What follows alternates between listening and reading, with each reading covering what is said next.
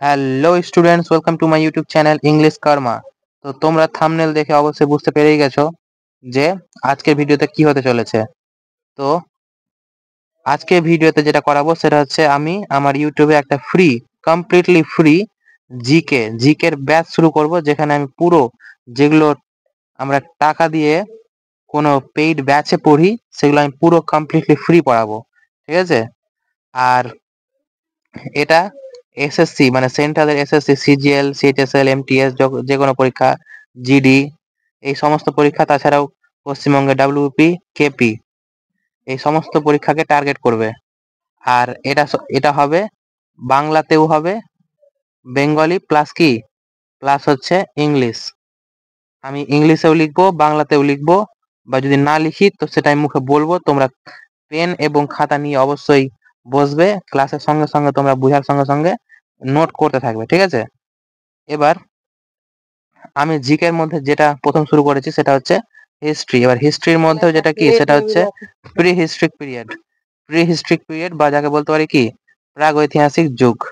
আর through mind map কি সেটা আমি করতে করতে তোমরা বুঝতে পারবে যে মাইন্ড ম্যাপটা কেমন জিনিস। মনে রাখার জন্য কিন্তু খুব সহজ হবে, এই যে এরকম তীরের মতন করে সুন্দরভাবে, ঠিক আছে?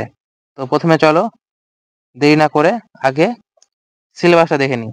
আমরা কি জানি, আমরা যে কোনো যদি কম্পিটিটিভ পরীক্ষা দিই, কম্পিটিটিভ এক্সাম দিই, চাকরির পরীক্ষা দিই, সেখানে কম বেশি করে সাধারণত 3টা চ্যাপ্টার থাকে। একটা হচ্ছে ইংলিশ, ম্যাথ, একটা জিকে, জিএস আর রিজনিং। এই 4টা সাবজেক্ট থাকে, 3টা বলছি, 4টা সাবজেক্ট থাকে। যে কোনো কম্পিটিটিভ পরীক্ষা দিলে আমাদেরকে এই 4টা সাবজেক্টই পরীক্ষা দিতে হয়। আর আমার ভিডিওতে ইংলিশের তো অনেক ভিডিও আছে, ম্যাথেরও ভিডিও আসতে আছে, এবার জিকেরও ভিডিও, মানে জিকের কমপ্লিট ব্যাচই তো আমি শুরু করে দিলাম ইউটিউবে। আর রিজনিং এরও কিছু না কিছু করাবো। এবার জিকের মধ্যে যদি জিকে জিএস বলি, জিকে জিএস এর মধ্যে কিন্তু সাবজেক্ট অনেকগুলো থাকে, যেমন কারেন্ট অ্যাফেয়ার, পলিটি, হিস্ট্রি, ভূগোল, life science, physics, chemistry, static GK. টোটালে 8টা সাবজেক্ট। এই পুরো 8টা সাবজেক্ট, তার মধ্যে আজকের ভিডিও যেটা করব সেটা হচ্ছে যেটা শুরু করেছি সেটা হচ্ছে হিস্ট্রি। এবার হিস্ট্রি কি হয়, হিস্ট্রি মানে আসলে কি, ভারতের যে কোনো পরীক্ষা দিলে সেটা হিস্ট্রি বলতে ভারতের হিস্ট্রিকে আমরা বুঝি, মানে ভারতের ইতিহাসকেই বোঝায়, ঠিক আছে? এবার হিস্ট্রির মধ্যে 3টা ভাগ থাকে। কি কি থাকে? একটা হচ্ছে প্রাচীন যুগ, মধ্যযুগ আর একটা হচ্ছে আধুনিক যুগ, ঠিক আছে? তাহলে হিস্ট্রির মধ্যেও মানে ভারতের ইতিহাসকে 3 ভাগে ভাগ করা হয়, একটা প্রাচীন, মধ্য আর একটা আধুনিক। এবার প্রাচীন যুগ কোনটা? যেটা হচ্ছে যেখান থেকে আমাদের সভ্যতার সূচনা হয়েছে। মানুষ তো হঠাৎ করে চলে আসেনি, ওই যে আদিম মানুষ ছিল, বন মানুষ ছিল, এগুলো জঙ্গলে বাস করতাম, সেগুলো হচ্ছে সভ্যতার সূচনা হওয়ার সময়, যেগুলো প্রাচীন যুগ। আর মধ্যযুগ মানে যখন ভারতে মুসলিমরা আগমন করলো, ভারতে যখন দিল্লি সুলতানি, তারপর তার আগে মীর কাস কি বলে ওটাকে মীর কাসিম, এদের যখন আগমন হলো তখন থেকে। তারপরে আধুনিক যুগ যেটা, যখন ভারতে বিভিন্ন ইউরোপীয় দেশগুলো, যেমন প্রথম পর্তুগিজরা যখন আগমন করলো তখন থেকে শুরু হলো আধুনিক যুগ, বুঝতে পারলাম? তাহলে এইগুলোই হচ্ছে হিস্ট্রির মধ্যে এই 3টা পার্ট থাকে। এবার এই 3টা পার্টের মধ্যে আজকে যেটা আমরা আলোচনা করব সেটা হচ্ছে মানে যে পার্টটা আমরা শুরু করব সেটা হচ্ছে প্রাচীন যুগ। কিন্তু প্রাচীন যুগ শুরু করার আগে আমাদেরকে জানতে হবে ইতিহাস কি। এবার ইতিহাস কি যদি বলি, ইতিহাস, যাকে আমরা ইংলিশে কি বলি, হিস্ট্রি। ইতিহাস কি? ইতিহাস আসলে আমরা কি জানি, ইতিহাসে আমরা কি পড়ি? ইতিহাস হচ্ছে একটা বই যেখানে আমাদের কি লেখা থাকে, অতীতের কথা। তার মানে অতীতে যা কিছু ঘটেছে সবই কি ইতিহাস? মানে অতীতে যাই ঘটবে তাই কি ইতিহাস? না, অতীতে যা ঘটবে তা কিন্তু ইতিহাস না। অতীতে যা যা ঘটেছে তার যদি আমরা কোনো না কোনো প্রমাণ পাই, যেটা প্রমাণিত, যে হ্যাঁ এটা প্রমাণ পেলাম, সেই প্রমাণ থেকে আমরা যখন বলতে পারবো যে এটা ঘটেছে বাস্তবেই, তখনই সেটা হবে ইতিহাস, বুঝতে পেরেছি? অতীতের সব ঘটনাই কিন্তু ইতিহাস না, অনেক কিছু কাল্পনিক হতে পারে, কাল্পনিক গুলো ইতিহাসের অন্তর্গত হয় না। এবার প্রমাণ কিভাবে হবে? কোনো কিছু যে বাস্তবে ঘটেছে কি ঘটেনি সেটা প্রমাণ হবে কিসের উপর ভিত্তি করে? উৎসের উপর ভিত্তি করে। কিসের উপর ভিত্তি করে? উৎসের উপর ভিত্তি করে। কিন্তু তার আগে আমি আলোচনা করে দিই যে হিস্ট্রি যে শব্দটা, এটা উৎপত্তি কোথা থেকে হয়েছে। হিস্ট্রি যে শব্দটা হয়েছে সেটা উৎপত্তি হয়েছে একটা গ্রিক শব্দ যার নাম হচ্ছে হিস্টোরিয়া। তাহলে একটা গ্রিক শব্দ ছিল যেটা হচ্ছে হিস্টোরিয়া শব্দ। এই হিস্টোরিয়া শব্দ থেকেই হিস্ট্রি শব্দটা এসছে। এবার এই হিস্ট্রি শব্দ যেটা, সেটা প্রথম ব্যবহার করেছিল কে? হেরোডোটাস। ঠিক আছে, আর যেহেতু হেরোডোটাস প্রথম হিস্টোরিয়া শব্দটা ব্যবহার করেছিল, সেই জন্যই আমরা ইতিহাসের জনক বলি কাকে? হেরোডোটাসকে। বুঝতে পারলাম? তাহলে লিখে নেবে যে ইতিহাসের জনক কাকে বলি? হেরোডোটাসকে। এবার আমি যে বললাম যে ইতিহাস কোনটা, ইতিহাস হচ্ছে প্রমাণিত ঘটনা, যেগুলো প্রমাণিত ঘটনা মানে যেগুলো উৎসের উপর ভিত্তি করে তৈরি করা হয়েছে। তাহলে আমার জানতে হবে কি উৎস কোনগুলো। উৎস মানে কি ইতিহাসের উৎস, বা কি বলতে পারি সোর্সেস অফ হিস্ট্রি।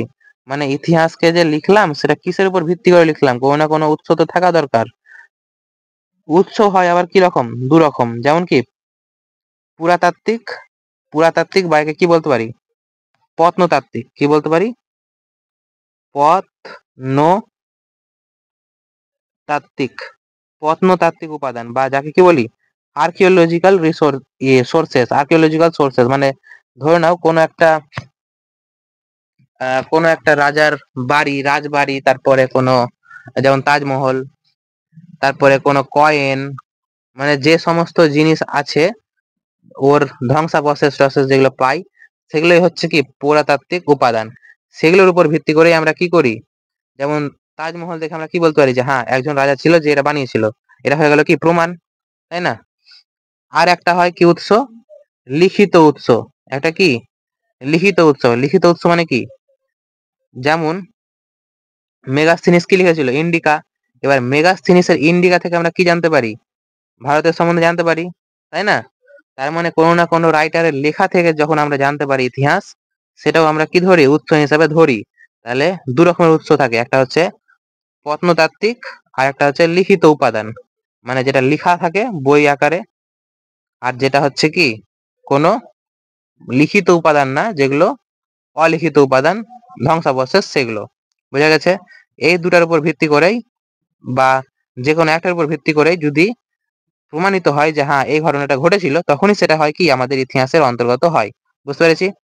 এবার চলো, ইতিহাস জানতে গেলে আমাদেরকে যেটা জানতে হবে সেটা হচ্ছে কি টাইম লাইন। টাইম লাইন, যেটা আমার যদি কেউ টেন্সের ভিডিও করে থাকো, আমি টেন্সেও টাইম লাইন বুঝিয়েছিলাম, কিন্তু হিস্ট্রির টাইম লাইনটা একটু আলাদা। আমরা কি জানি যে যীশু খ্রিস্ট যে জন্মগ্রহণ করেছিল, যীশু খ্রিস্ট জন্মগ্রহণ করার পর থেকেই তো আমাদের সাল গণনা শুরু হয়েছিল, তাই না? আর আজকে কত, এখন কোন সাল চলছে, 2025। তার মানে যীশু খ্রিস্ট জন্ম হয়েছে, তার 50 বছর পরে কি হলো 50 সাল, তার আরো 50 বছর পরে কি হলো 100।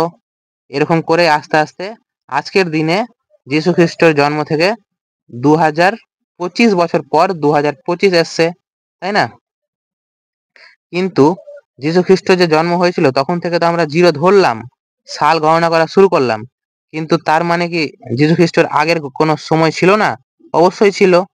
তার মানে যীশু খ্রিস্ট যখন আগের যে সময়গুলো ছিল সেটা কি বলবো, খ্রিস্ট জন্ম থেকে 50 বছর আগে, বা কি বলতে পারি খ্রিস্ট জন্মর থেকে 100 বছর আগে। তার মানে এখানে কিন্তু কোনো সাল তারিখ গণনা শুরু হয়েছিল না, যীশু খ্রিস্ট জন্ম হওয়ার পর থেকেই আমাদের সাল গণনা শুরু হয়। ঠিক আছে, সেই জন্য যীশু খ্রিস্ট জন্মের আগের যেগুলো, সেগুলোকে আমরা বলি যীশু খ্রিস্ট জন্ম থেকে এত বছর আগে, এত বছর আগে, এত বছর আগে। বুঝতে পারলাম? এবার যীশু খ্রিস্টের জন্মের বছর এত বছর আগে মানে ওটাকে আমরা শর্টকাটে কি বলি, খ্রিস্ট পূর্বাব্দে।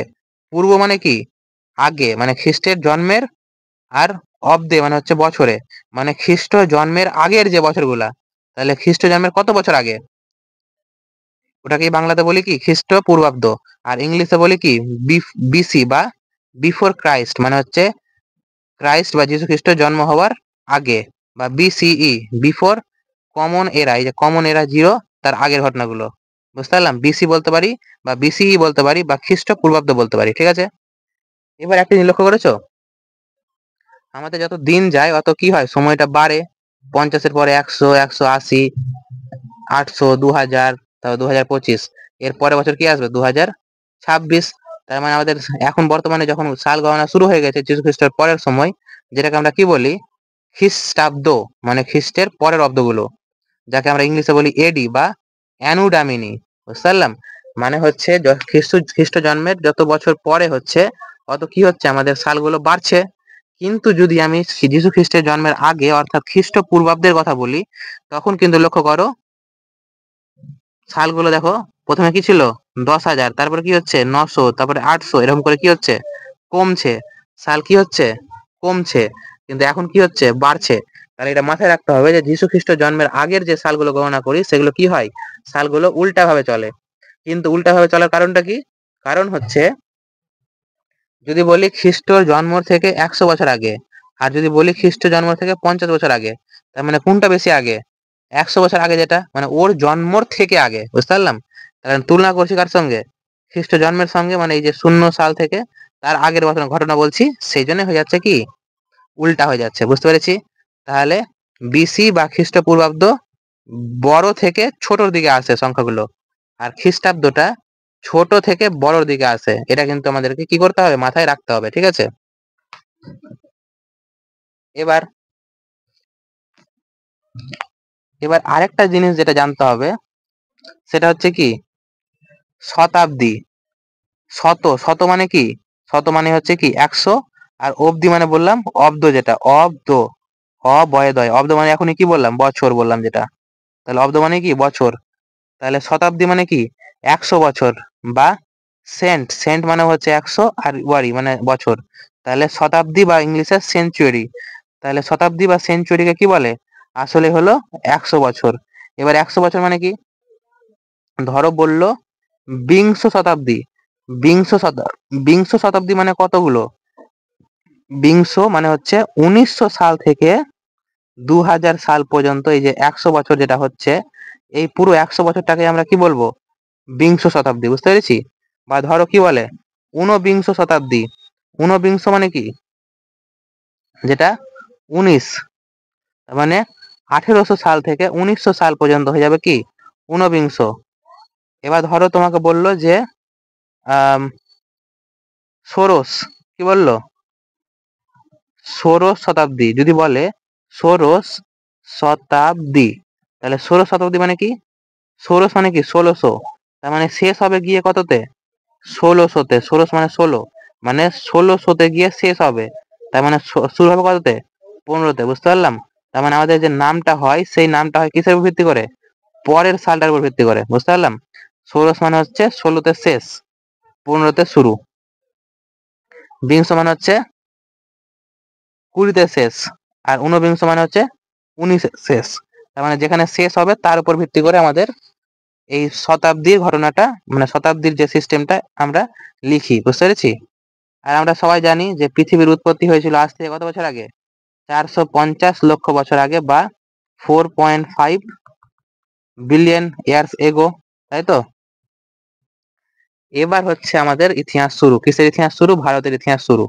তাহলে যদি ভারতের ইতিহাসকে বলি, তাহলে ভারতের ইতিহাসে 3টা যুগ, যেটা আমি বললাম, একটা হচ্ছে প্রাচীন যুগ, একটা হচ্ছে মধ্যযুগ, একটা হচ্ছে আধুনিক যুগ।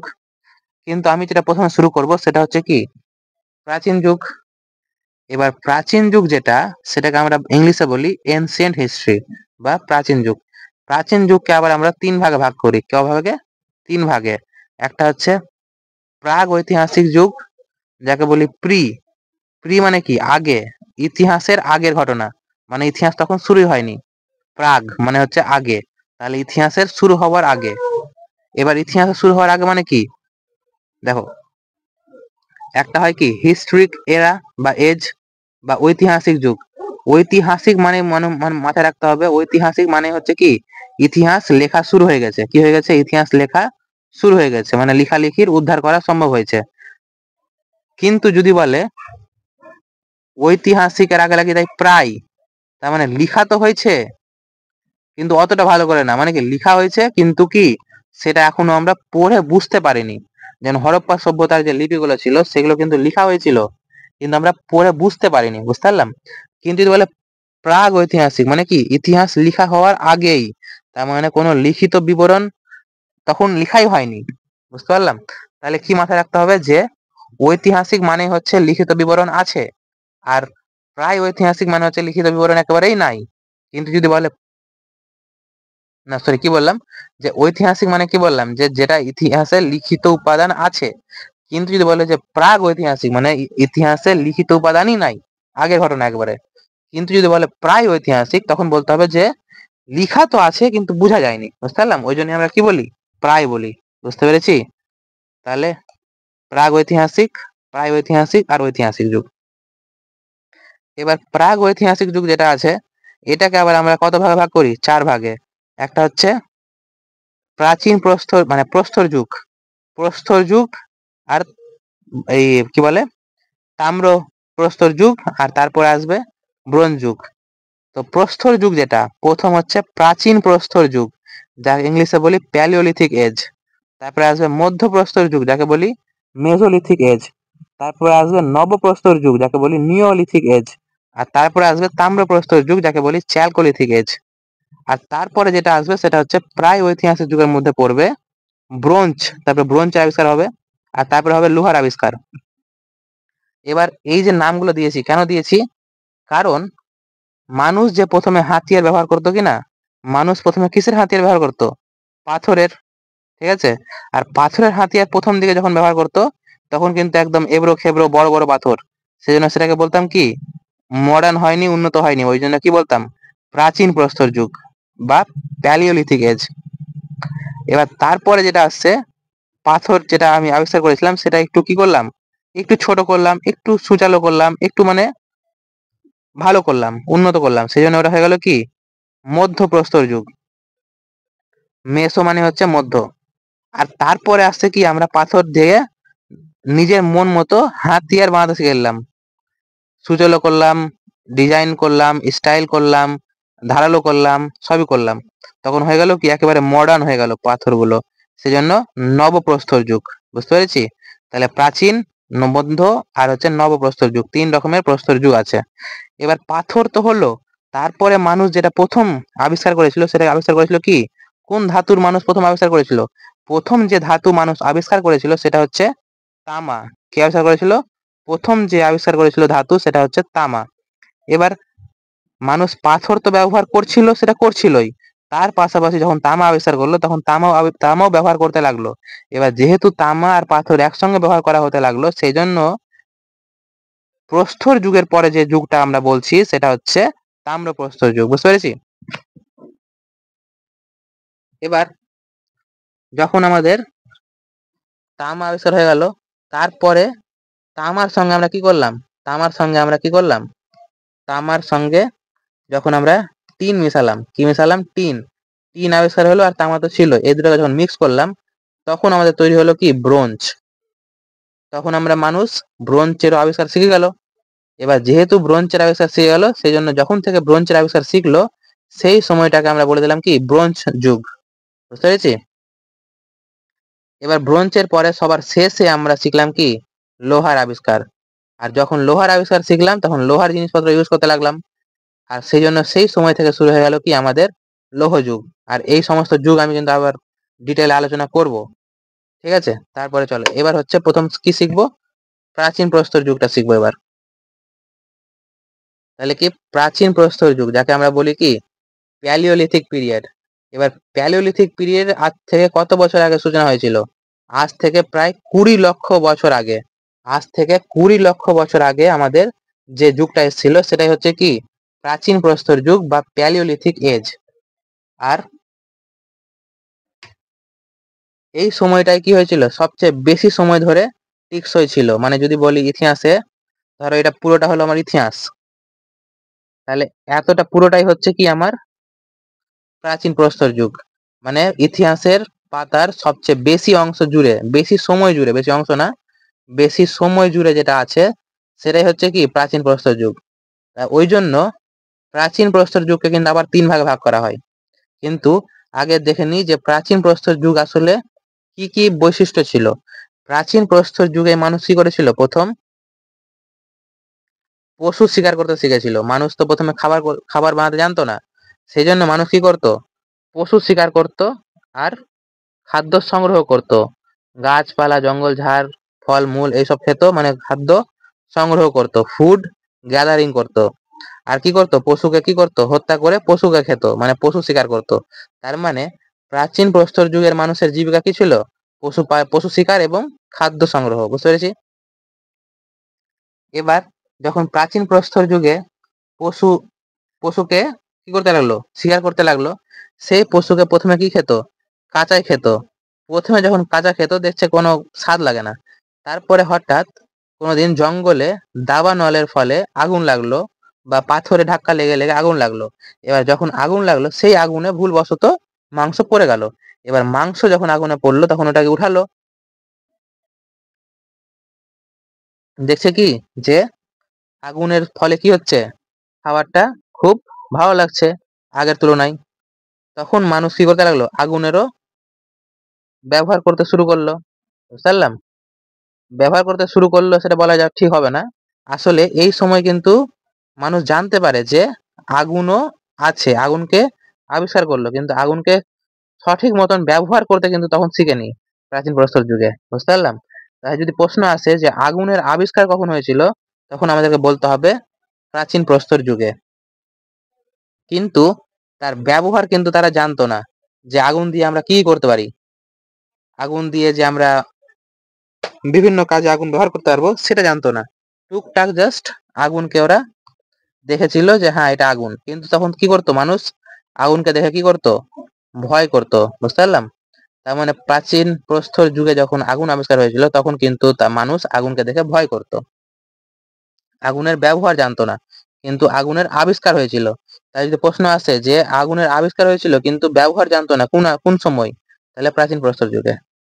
এবার প্রাচীন প্রস্তর যুগে কি হয়েছিল, মানুষ খুঁজে পেয়েছিল উট পাখি। কি খুঁজে পেয়েছিল? উট পাখি বা অস্ট্রিচ। তারপরে এই সময় যে মানুষগুলো ছিল তাদেরকে কি বলা হতো, তাদেরকে বলা হতো নিগ্রিটো রেস বা নিগ্রিটো জাতি। নিগ্রিটো জাতি মানে কি, আজকের মতন উন্নত মানের মানুষ না, মানুষ ছিল ওই বন মানুষ যাকে বলতে পারি, সেটাকে আমরা কি বলি, নিগ্রিটো জাতি। বুঝতে পেরেছি?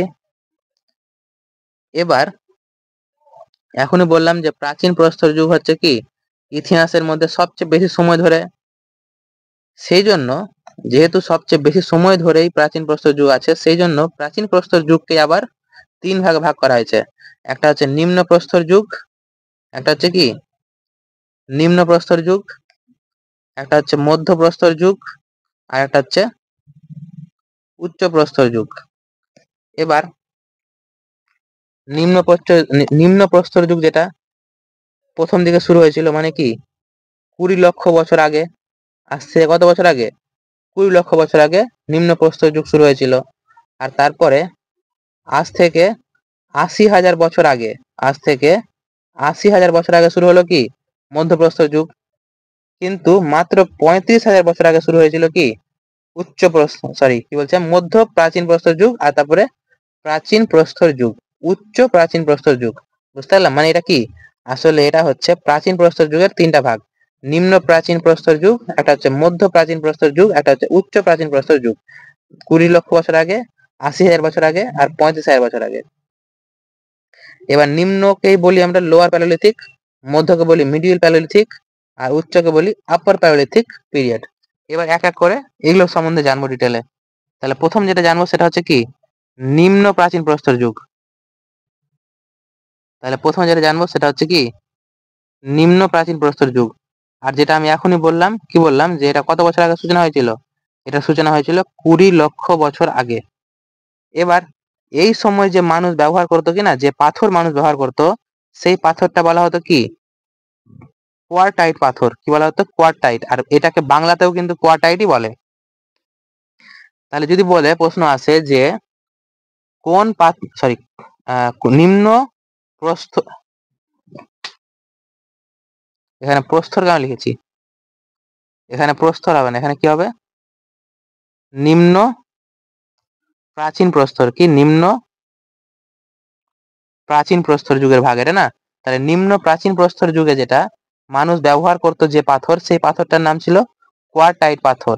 তো পরীক্ষায় এসেছিল এটা যে নিম্ন প্রাচীন প্রস্তর যুগে মানুষ কোন পাথর ব্যবহার করত। নিম্ন প্রাচীন প্রস্তর যুগে মানুষ কোয়ারটাইট পাথর ব্যবহার করত। বুঝতে পেরেছি? এবার এই কোয়ারটাইট পাথর এর ব্যবহারের উপর ভিত্তি করে কিন্তু আবার ওই সময় দু রকমের জাতি গড়ে উঠেছিল, দু রকমের সংস্কৃতি গড়ে উঠেছিল। কি উঠেছিল? দু রকমের সংস্কৃতি। একটা হচ্ছে যেমন চপাল চপিং পেবুল সংস্কৃতি। কি চপার চপিং পেবুল সংস্কৃতি। এটা হচ্ছে একটা সংস্কৃতি। এটা কোথায় ছিল? এটা ছিল পাঞ্জাবের কাছে, পাঞ্জাবের সোহান নদী। কোন নদী?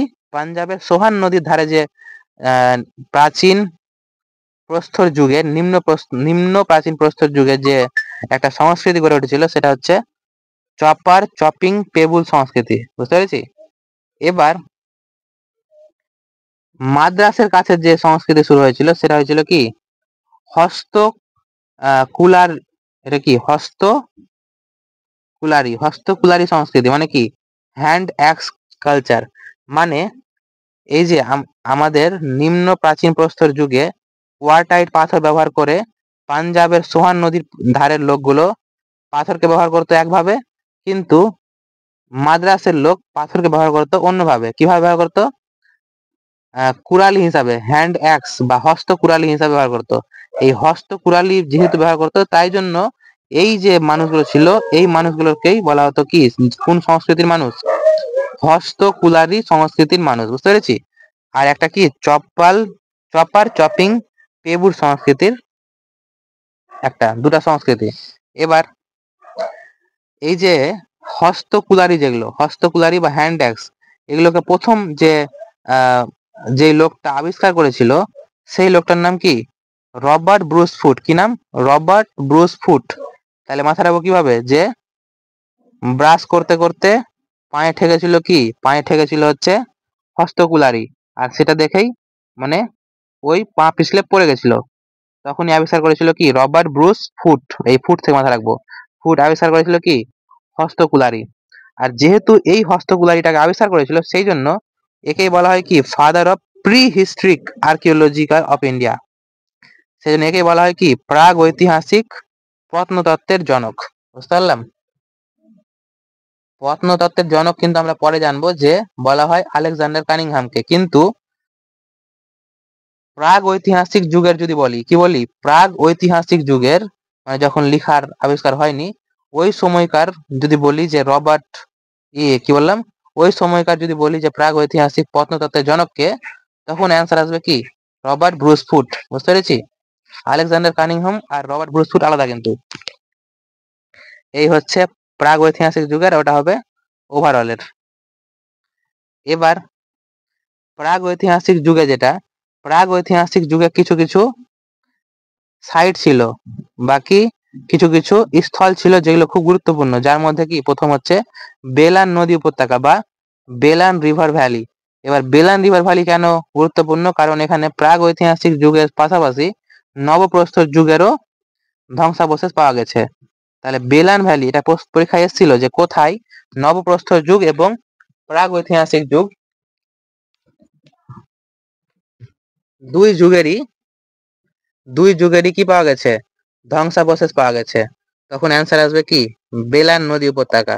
তাহলে কোন নদী উপত্যকা? বেলান নদী উপত্যকা। বুঝতে পেরেছি? এবার যদি বলে নিম্ন প্রাগ ঐতিহাসিক নিম্ন প্রস্তর যুগ, যেটা নিম্ন নিম্ন পুরনো নিম্ন প্রাচীন প্রস্তর যুগ, নিম্ন প্রাচীন প্রস্তর যুগে প্রথম মানব মাথার খুলি পাওয়া গেছিল। কি পাওয়া গেছিল? যে প্রশ্ন আসে যে প্রথম মানুষের মাথার খুলি কোথায় পাওয়া গেছিল আর কখন পাওয়া গেছিল, তাহলে বলতে হবে যে পাওয়া গেছিল হচ্ছে হাতনোরা ইংলিশে লিখেছি কারণ বাংলাতেও হাতনোরাই হবে। একটা হাতনোরা গ্রাম, যেটা কোথায় অবস্থিত? যেটা নর্মদা নদীর পাশে মধ্যপ্রদেশে অবস্থিত। নর্মদা নদীর পাশে মধ্যপ্রদেশে হাতনোরা গ্রামে প্রথম মানব মস্তিষ্ক বা মানুষের মাথার খুলির ধ্বংসাবশেষ পাওয়া গেছিল, বা ইংলিশে কি বলবো? স্কাল ক্যাপ পাওয়া গেছিল। আর বিজ্ঞানীরা এই স্কাল ক্যাপকে কি বলেছে? হোমো ইরেক্টাস বলেছে। এই যে মানুষগুলো যে ছিল, ওদের মাথার খুলির উপর ভিত্তি করে ওই ওই সময়কার মানুষগুলোকে বলেছিল, কি বলেছিল? হোমো ইরেক্টাস বলেছিল। তাহলে যদি প্রশ্ন আসে যে হোমো ইরেক্টাস এর খোঁজ কখন পাওয়া যায়, তাহলে বলতে হবে নিম্ন প্রাগৈতিহাসিক যুগে বা প্রাগৈতিহাসিক যুগে। আর কোথায় পাওয়া গেছিল? তাহলে হাতনোরা গ্রাম যদি বলে কোথায় আছে? নর্মদা নদী আর মধ্যপ্রদেশ। বুঝতে পেরেছি। এবার আরেকটা যেটা সাইট ছিল বা স্থল ছিল সেটা হচ্ছে হুংসি গ্রাম। এই হুংসি গ্রামটা কেন বিখ্যাত, কারণ হচ্ছে নিম্ন প্রস্তর যুগের এখানে অস্তিত্ব পাওয়া গেছে। বুঝতে পারলাম। আর যদি বলে হুংসি কোথায় পাওয়া গেছে, তাহলে বলতে হবে, লিখিনি, কর্ণাটক। কোথায় পাওয়া গেছে? কর্ণাটকে পাওয়া গেছে। এবার তাহলে আমি কি বলেছিলাম, যে প্রথমে পড়ছিলাম কি, প্রাচীন প্রস্তর যুগ। এবার প্রাচীন প্রস্তর যুগকে আবার তিন ভাগে ভাগ করা হয়েছে, যার মধ্যে নিম্ন প্রস্তর যুগ পড়লাম। এবার কি, মধ্য প্রস্তর যুগ। কি প্রস্তর যুগ? মধ্য প্রস্তর যুগ। এবার মধ্য প্রস্তর যুগ যেটা, আমাদের নিম্ন প্রস্তর যুগে যে আমরা পাথর ব্যবহার করতাম সেটা কি, সেই পাথরটার নাম কি ছিল? কোয়ার্টাইট পাথর। কিন্তু মধ্য প্রাগ, হ্যাঁ এখানে ভুল লেখা আছে, মধ্য প্রাগ ঐতিহাসিক লেখা আছে, এখানে কি হবে? মধ্য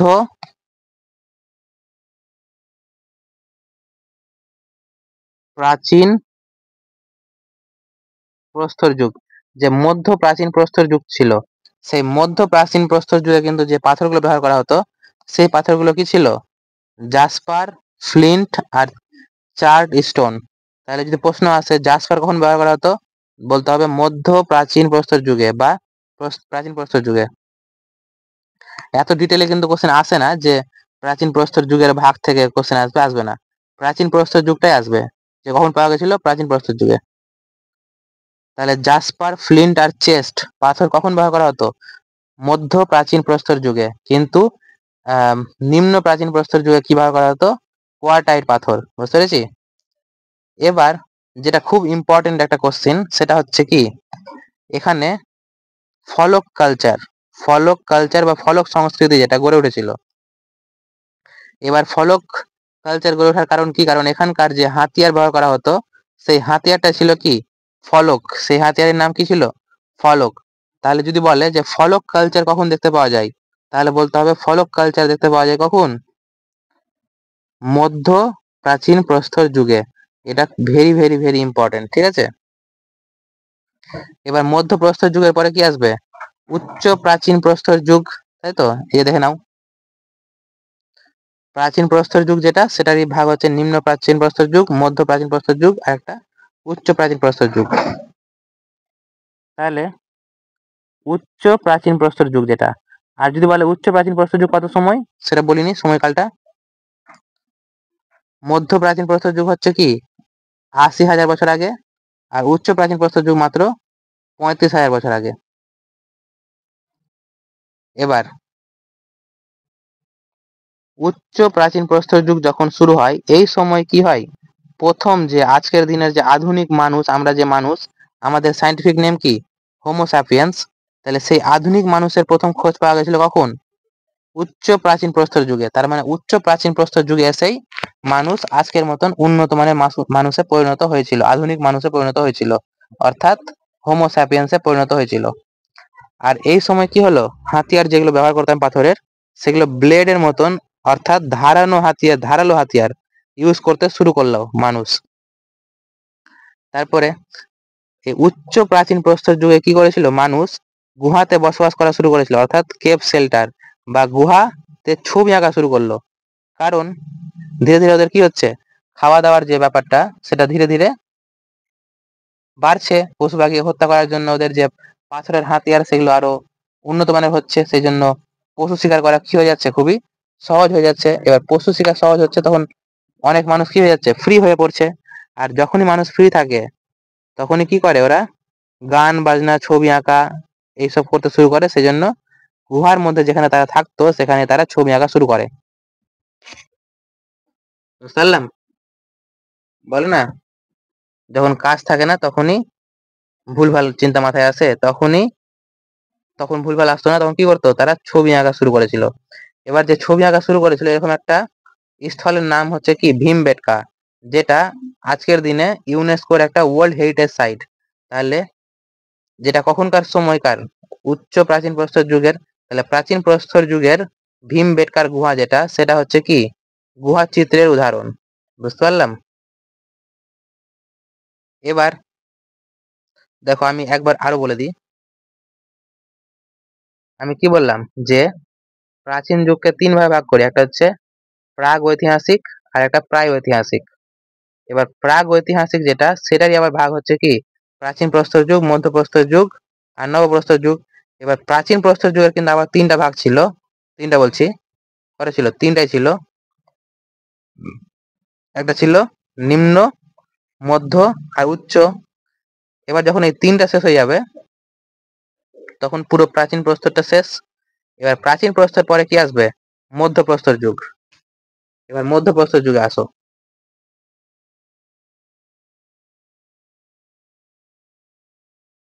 মধ্যপ্রস্তর যুগ যাকে আমরা ইংলিশে বলি কি মেসোলিথিক এজ বা মধ্যপ্রস্তর যুগ। এবার এটার সময়কাল কত ছিল, 12,000 সাল থেকে 10,000 খ্রিস্টপূর্বাব্দ। কত, 12,000 থেকে 10,000 খ্রিস্টপূর্বাব্দ। এবার মধ্যপ্রস্তর যুগে কি হলো, হাতিয়ার, যে হাতিয়ার গুলো মানুষ ব্যবহার করতো সেগুলো কি ছিল, প্রথমের দিকে একটু বড় বড় আকারে ছিল। তো যখন মধ্যপ্রস্তর যুগে তারা প্রবেশ করলো মানুষ, মধ্যপ্রস্তর যুগে হাতিয়ারটা কি হয়ে গেল, আরো আকারে কি হলো, আরো ছোট হলো। আর সেই জন্য সেটাকে আমরা কি বলতে লাগলাম, মাইক্রোলিথ। কি বলতে লাগলাম, মাইক্রোলিথ। মাইক্রো মানে কি, মাইক্রো মানে হচ্ছে ছোট। বুঝতে পারলাম? তার মানে যে পাথরের হাতিয়ার গুলো ছোট হয়ে গেছিল, কোন সময় ছোট হয়ে গেছিল, সেটা হচ্ছে মেসোলিথিক বা মধ্যপ্রস্তর যুগে, বা যাকে আমরা কি বলতে পারি, মাইক্রোলিথ বলতে পারি। প্রশ্ন এসেছিল পরীক্ষাতে যে মাইক্রোলিথ কখন দেখতে পাওয়া গেছিল, তাহলে অ্যান্সার হবে মধ্যপ্রস্তর যুগে। এবার এই মধ্যপ্রস্তর যুগে কিন্তু কি হয়েছিল, প্রথম খুঁজে পাওয়া গেছিল মানুষ কঙ্কাল। আমাদের এর আগে কি পাওয়া গেছিল, মানুষের শুধু কি পাওয়া গেছিল, স্কাল পাওয়া গেছিল বা মাথার খুলি পাওয়া গেছিল। আর সেটা কখন পাওয়া গেছিল, নিম্ন নিম্ন নিম্ন কি বলে, প্রাচীন প্রস্তর যুগে। কিন্তু মেসোলিথিক এজ বা মধ্যপ্রস্তর যুগ যেটা, সেই মধ্যপ্রস্তর যুগে এসে প্রথম মানুষের কঙ্কাল আবিষ্কার করতে পারে মানুষ। ঠিক আছে, তাহলে প্রথম মানুষের কঙ্কাল পাওয়া গেছিল কখন, তাহলে অ্যান্সার দিতে হবে মধ্যপ্রস্তর যুগে বা মেসোলিথিক সময়ে। এবার কোথায় পাওয়া গেছিল সেটা, সেটা হচ্ছে একটা জায়গার নাম, যেটা হচ্ছে কি সারাই নারাই রাই, যেটা উত্তরপ্রদেশের প্রয়াগরাজ, যেখানে নদীর মিলন হয়, যেটা সঙ্গম, যেখানে কিছুদিন আগে কুম্ভ মেলা হলো। তাহলে সারাই নারাই রাই হচ্ছে কি ইউপির প্রয়াগরাজে অবস্থিত। প্রথম মানুষের কঙ্কালের খোঁজ পাওয়া গেছিল এখানেই। তাহলে যদি প্রশ্ন আসে যে প্রথম মানুষের কঙ্কালের খোঁজ কোথায় পাওয়া গেছিল, তাহলে আনসার দিতে হবে কি সারাই নারাই রাই, যেটা কোথায়, প্রয়াগরাজ, ইউপি। আর ওটাকে এভিডেন্স মানে হচ্ছে কঙ্কালের অস্তিত্ব, অফ হিউম্যান স্কেলেটন মানে মানুষের কঙ্কাল। ইংলিশ আমি কিন্তু ইংলিশ টার্মও লিখে দিয়েছি আর বাংলা টার্মও লিখে দিয়েছি। আর পিডিএফটা আমার টেলিগ্রাম চ্যানেলে পেয়ে যাবে। তাহলে টেলিগ্রাম চ্যানেলের লিঙ্ক কিন্তু ডিসক্রিপশনে আছে, জয়েন করবে। আর এই পিডিএফটা থেকে নিজে নিজের খাতার মধ্যে খুব সুন্দরভাবে নোট করে নেবে। ঠিক আছে, যদি এখন তোমরা নোট না করো তাহলে। আর যদি আমি যেটা বলছি সেটা যদি নোট করো তাহলে খুবই ভালো। এবার যদি বলে যেমন প্রত্যেকটা আমলে আমরা কি করেছিলাম, কিছু কিছু স্থল দেখেছি, ঠিক তেমনি ভাবে মেসোলিথিক বা মধ্যপ্রস্তর যুগেও কি হয়েছিল, কিছু ইম্পর্টেন্ট সাইট ছিল, ইম্পর্টেন্ট বা সবচেয়ে বড় বড় কয়েকটা সাইট বা কি স্থল ছিল যেগুলো কি ছিল সবচেয়ে বড়। তো কি ছিল, বাগোর ছিল, যেটা কোথায় অবস্থিত, বাগোর, রাজস্থান।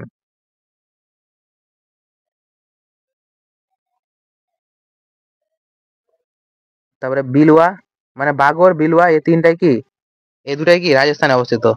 তাহলে সবচেয়ে বড় যে কি বলে, সবচেয়ে বড় যে স্থল ছিল মেসোলিথিক বা মধ্যপ্রস্তর যুগে, সেটা কি ছিল, সেটাই ছিল হচ্ছে বাগোর আর ভিলুয়া। মাথায় থাকবে।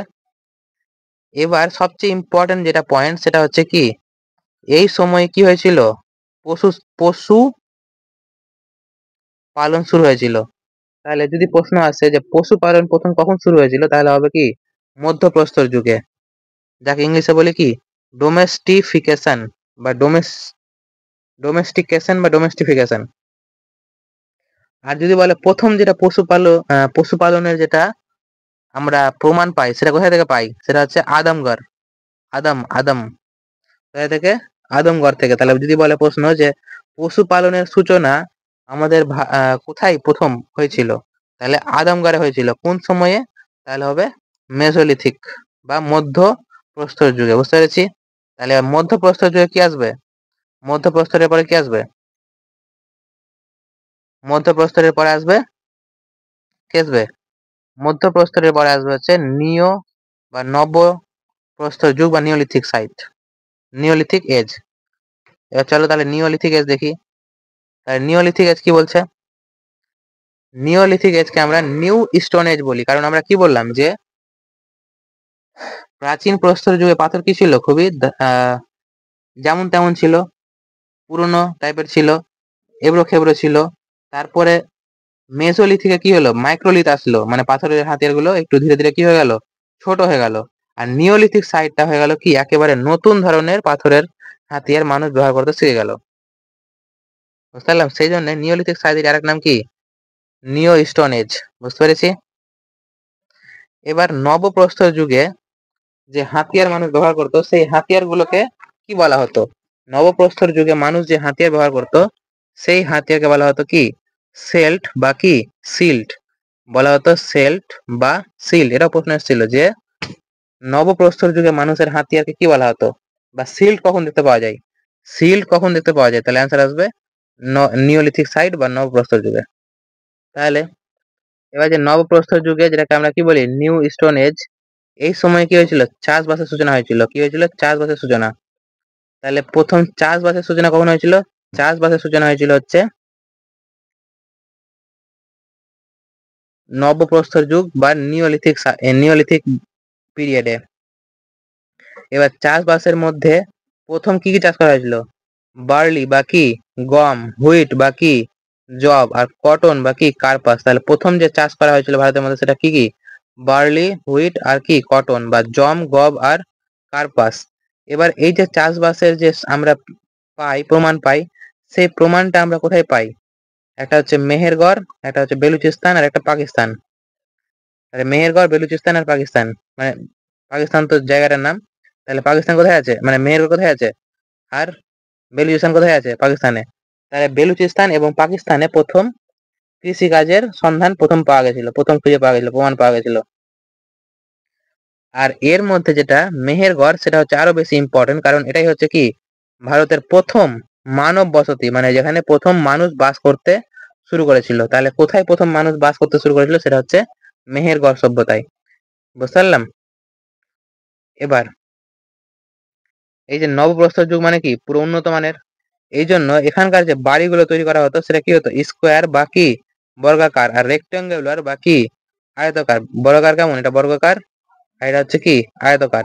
তাহলে এখানকার যে বাড়িগুলো ছিল সেটা হচ্ছে স্কোয়ার বা রেক্টাঙ্গেল বা বর্গাকার বা আয়তাকারের মতন দেখতে ছিল। এবার এই সময় আরেকটা ইম্পর্টেন্ট জিনিস হয়েছিল, আমাদের কি কি চাষ শুরু হয়েছে? গম, জব, কার্পাস। পরবর্তীতে এই সময়েই মানে নিওলিথিক পিরিয়ডে, নবপ্রস্তর যুগেই রাইস যেটা মানে ধান যেটা পাওয়া গেছিল সেটা কোথায় থেকে পাওয়া গেছিল? মানে ধানের উৎস পাওয়া গেছিল কোথায় থেকে পাওয়া গেছিল? পাওয়া গেছিল হচ্ছে কোল ডিবা থেকে। কোল, কোল মানে কি কয়লা। কয়লার উপরে ধরে নাও রান্না করছি, কি রান্না করছি? রাইস রান্না করছি। এভাবে মাথায় রেখেছি আমি। আর আমি কিন্তু যেখানে যেখানে ট্রিক বানিয়ে নিজে মাথায় রেখেছি সেই ট্রিক গুলো আমি তোমাদেরকে বলবো, যাতে তোমাদেরও কি হয়, কোনো সমস্যা না হয়। বুঝতে পেরেছি? তাহলে কোথায়? একটা জায়গা যার নাম কি কোলডিবা।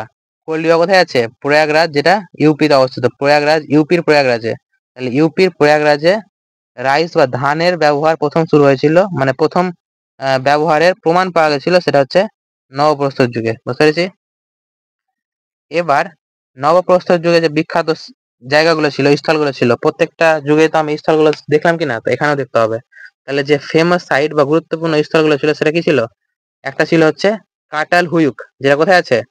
তুরস্কতে আছে। কোথায় আছে? তুরস্কতে। এটা কিন্তু পরীক্ষায় আসে যে কাটাল হুয়ুক যেটা, সেটা হচ্ছে একটা কোন কোন সাইট? এটা হচ্ছে একটা নবপ্রস্তর যুগের সাইট। আর এটা কোথায় দেখতে পাওয়া গেছিল? সেটা হচ্ছে তুরস্কতে। তারপর একটা হচ্ছে বুরজাহোম, জায়গাটার নাম কি বুরজাহোম। আর বুরজাহোম কোথায় অবস্থিত? জে কে মানে হচ্ছে জম্মু কাশ্মীর। তাহলে বুরজাহোম কোথায় অবস্থিত? জম্মু কাশ্মীরে। আর বুরজাহোম যে জায়গাটা, এটা কেন ইম্পর্টেন্ট? এটা এই জন্য ইম্পর্টেন্ট কারণ এখানে কি হতো? গর্তাবাস, মানে গর্তের মধ্যেই মানুষ আবাসস্থল করে থাকতো, মানে গর্তের মধ্যে থাকা। সেজন্য এটা ছিল কি একটু ডিফারেন্ট। আর গর্তাবাসকে আমরা ইংলিশে কি বলি? পিট ডুয়েলিং, মানে গর্তের মধ্যে থাকা। যদি প্রশ্ন আসে যে কোন কোন প্রাগৈতিহাসিক কোন প্রস্তর যুগে বা কোন প্রাগৈতিহাসিক যুগে গর্তের মধ্যে মানুষ এবং কুকুর এর পিট ডুয়েলিং বা গর্তাবাসের প্রমাণ পাওয়া গেছে, তাহলে অ্যান্সার আসবে বুরজাহোম। আর যদি প্রশ্ন আসে যে বুরজাহোম কোথায়কার, তাহলে আসবে জম্মু কাশ্মীরের। বুঝতে পেরেছি? এবার 3 নম্বর যেটা কি, একটা সাইটের নাম হচ্ছে গুফ কারোল। কি হচ্ছে? গুফ কারোল। যেমন বুরজাহোম তেমনি কি হয়, গুফ কারোল, এটাও কোথায় আছে? জম্মু কাশ্মীরে আছে। বুঝতে পেরেছি? এবার 4 নম্বর যেটা, এটা হচ্ছে কি চিরান্ড, চিরান্ড অফ বিহার। চিরান যেটা কোথায়কার? এটা হচ্ছে বিহারের। তাহলে আমরা কটা সাইট জানলাম, কখনকার মানে কটা স্থল জানলাম? নবপ্রস্তর যুগের। নবপ্রস্তর যুগের স্থল হচ্ছে একটা কাটাল হুইক, যেটা কোথায় আছে? তুরস্কতে। বুরজাহোম যেটা কোথায় আছে? বুরজাহোম কোথায় আছে? বুরজাহোম যেটা আছে জম্মু কাশ্মীরে। তারপরে গাফ কারোল, গাফ কারোল কোথায় আছে? গাফ কারোল মানে কি? জম্মু কাশ্মীরে। আর চিরান্ত, চিরান্ত মানে কি? বিহার।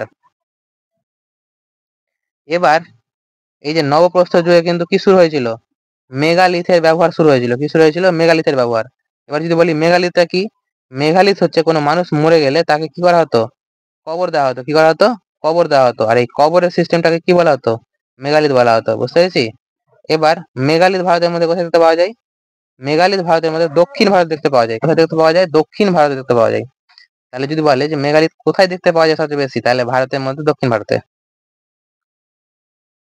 তাহলে এখানে হলো কি আমাদের, আর করব না। তাহলে এখানে আমাদের যেটা শেষ হলো সেটা হচ্ছে কি স্টোন এজ শেষ হলো। কি শেষ হলো? Stone age. এবার স্টোন এজ মানে কি, যাকে বলি আমরা কি প্রস্তর যুগ। কি বলি? প্রস্তর যুগ। এবার প্রস্তর যুগের মধ্যে আমরা কি করলাম? একটা হচ্ছে প্রাচীন প্রস্তর যুগ, একটা হচ্ছে মধ্য প্রস্তর যুগ, আর একটা হচ্ছে নবপ্রস্তর যুগ। ঠিক আছে? এবার আমি কিন্তু এইভাবেই এরপরে একের পর এক ধীরে ধীরে পুরো হিস্ট্রি শেষ করব। ঠিক আছে? আর তোমাদের যদি অন্য কোথাও থেকে পড়ে নাও থাকো তো কোনো সমস্যা নাই, এখান থেকে সুন্দরভাবে ক্লাস করে নোট বানাও। আর না হলে পিডিএফ দেবো টেলিগ্রামে, সেখান থেকে ডাউনলোড করে নোট বানাও। আর যে কোনো পরীক্ষা স্টেটের হোক বা সেন্ট্রালের হোক, যেটা 1 ডে এক্সাম হবে, সব কিছুর জন্য এটা হেল্পফুল হবে। আর শুধু কিন্তু কোশ্চেন করলেই হবে না, তাই তো? সেই জন্য আমি যে নেক্সট ক্লাস করাবো কি না, নেক্সট ক্লাসে এই যে আজকে যে চ্যাপ্টারটা করালাম সেই চ্যাপ্টারের উপরে কিছু কি দেবো, কোশ্চেন দেবো, MCQ, যেগুলো কি প্রিভিয়াস ইয়ারে এসছে, মানে কি PYQ কোশ্চেন দেবো। কি দেবো? কোশ্চেন দেবো। সেই কোশ্চেনগুলো তোমরা পারছো কিনা সেটা দেখবো। তার মানে তোমরা আগে আজকে যেটা পড়লা সেটা তোমরা আরো রিভাইজ করে আসো। কি করে আসো? আরো বেশি করে রিভিশন করো। আর রিভিশন করার পরেই প্রতিদিন কিন্তু রিভিশন করবা, মানে যতদিন আমি নেক্সট ক্লাস আপলোড করছি না ততক্ষণ রিভাইজ করো। আর তারপর নেক্সট ক্লাসে যখন MCQ গুলো করাবো সেটা দেখে তোমাদের আরো প্র্যাকটিস হয়ে যাবে। আর এটা জানোই সবাই যে practice makes a man perfect. বুঝতে পেরেছি? তাহলে সেই ভিডিওগুলো পাওয়ার জন্য আমার চ্যানেলটাকে অবশ্যই সাবস্ক্রাইব করো, যাতে এই যে পুরো যে সিরিজ শুরু করেছি সেই পুরো সিরিজের ভিডিওগুলো তোমরা ঠিক সময়ে পেয়ে যাও। ঠিক আছে? আর ভিডিওটি ভালো লাগলে লাইক করবে। আর এই যে পুরো ফ্রিতে পুরো সিরিজ করছি আমি, যে পুরো জিকে যে করাবো, সেটা কিন্তু শুধু তুমি নিজে করলে হবে না, অবশ্যই তোমার বন্ধুদেরকেও কি করো, শেয়ার করবে। ঠিক আছে? তাহলে আর বেশি কথা না বলে আজকে এইটুকুই থাকলো। তাহলে নেক্সট নেক্সট ক্লাসে এর পরের যেটুকু পার্ট বাকি আছে সেই পার্টটা করিয়ে দেবো। আর তারপরে MCQ করিয়ে দেবো। ঠিক আছে? বা আগে MCQ করিয়ে দেবো, তারপরে নেক্সট পার্ট করিয়ে দেবো। যে কোনো একটা যেটা ভালো হয় সেটা আমি করিয়ে দেবো। ঠিক আছে? তাহলে আজকের জন্য থ্যাংক ইউ, ধন্যবাদ, ভালো থাকো, সুস্থ থাকো, বাই।